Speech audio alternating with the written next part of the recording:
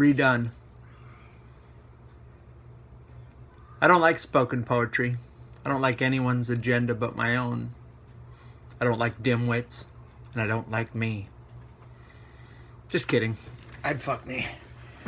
I'd be my own running partner. I'd play poker with me. I'd go backsies in a crump with me. I'm all I ever think about, actually. And things are getting odd. I was slammed into a metaphorical wall last month. I realized my imaginationings might just be delusional. Which might just be nuts. Like monkey poop on your fingers and a riding lawnmower nuts. So I talked to the psychiatrist, and I talked to the psychologist, and my wife, and myself, as usual. And I shared my ongoing lifelong anxieties and mini fantasticals with my sprinkler head thoughts, my worries. My wife was very unnerved. And I saw the twinkle of caution in her eyes, so I stopped. I left it at a half list. I told her the easy stuff, but the doctors got it all. The Michael Berry Show put me on hold. I love that fucking guy.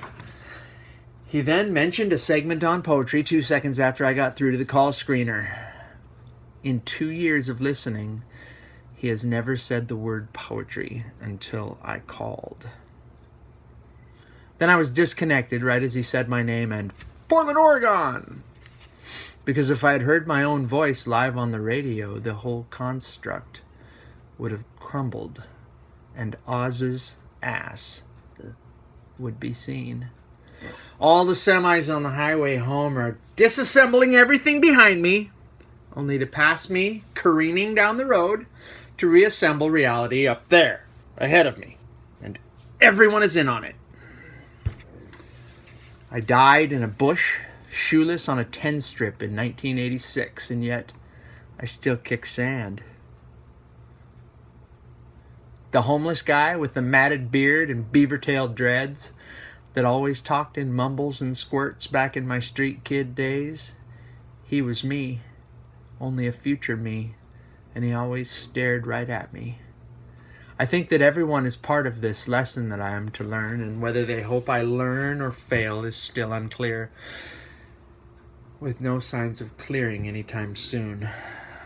And all you ears and eyes out there in dark or light rooms or kitchens or couches, you are all the same person, pretending to be many to fool me.